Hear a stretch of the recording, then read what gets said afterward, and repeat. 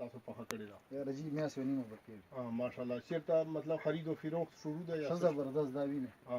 او څومره خرچه پرې راغله په دې باندې یاره 25 لک وه پرې راغلي هو ماشاءالله دا خو چېرته څه توقعات شته څه ګټه وټه یا څه به وشي ماشاءالله ښه برابر ماشاءالله خدای پاک دې نور درکړي خدای دې نور زیاته کړي او دا خښته چې کومه مونږ لاسونو کې نیولې ډېره زبردسته پایداره خښته ده او مضبوطه خښته ده او نن سبا د دې زر په څو روپۍ ده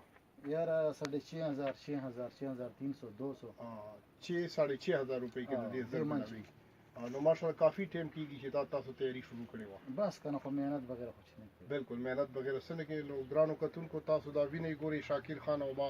چې دا خښتې مشتې د دوی 6,500 روپۍ کې دا زر چلوي نو یقینا چې دې بټۍ باندې دوی ډېر محنت وکړ ډېر کوشش یې وکړه کافي ټایم کېږي چې دوی تیاری شروع کړې وه نو د دې محنت بدله اوس دوی ته دا د میلاو ده او بلکې شروع ده د دې بدله ورته میلاویږي او دوی یقینا چې یوه محنت کشه فیملی ده او محنت کش خلک دي او خوارۍ والا همت والا خلک دي د دوی والد صاحب چې د هغه ډېر تکړه سړی دی ښه سړی دی مخکې یو هنرمند پاتې شوی دی او اوس دغسې دي او شاکر خان به تاسو ته په خپله پته وي چې هغه تاریخ تحفظ پاکستان یو غړی دی هغه چې کومه کارکردګي د هغه ټولو ته په سکرین پرته ده جی بالکل نو شاکر خان که تاسو څه ویل کوئ یاره بس جی ویل خو مو دا خبره ده چې باره خلکو ته پکار ده چې ډاکټر صاحب وال مخالفت نه کوي جی او ډاکټر صاحب ډېر زبردست انسان ده او ډېر زنده دل انسان ده ډاکټر غوندې انسان به ډېر کم ملاسي په دې هغه شي زنده باد یعنی یقینا دا شاکر خان تاسو په خپله باندې اخلاصمند خلک دي یاره جی موږ ته خو ډېر ټیس ورسېږي چې تاسو پسې چوک لګوي که نه غلطې خبرې کوي جی صحیح تاسو ډېره مننه چې تاسو رالو شاکر خان مونږ دا کوشش وو دا مونږ سره چې کوم فرمان خان دا مان الله دا یا پیر صاحب دا هغه دوی دا خواهش وو مخکې نه دا ډیزایر وي چې د دې بټۍ معاینه وکړو ګپ شپ ولګو ولې چې هغه لکه څنګه وایي چې مینه په تلو راتلو زیاتېږي نو دې خبرې کې شک نشته ده او بله دا خبره چې تاسو ته پته ده دا تاسو په خپله باندې قدردان خلک یو ځکه تاسو ریسپیکټ کوو د خلکو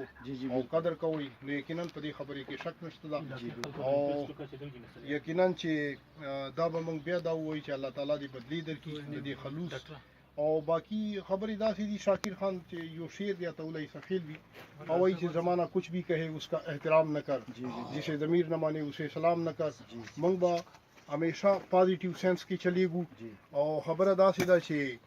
که څوک نیگیټیو سنس استعمالي خیر د هغه د استعمالي او موږ به درنې خبرې کوو موږ به هلکو خبرو نه ډډه کوو پرهیز کوو او باقي خو بس الله تعالی نه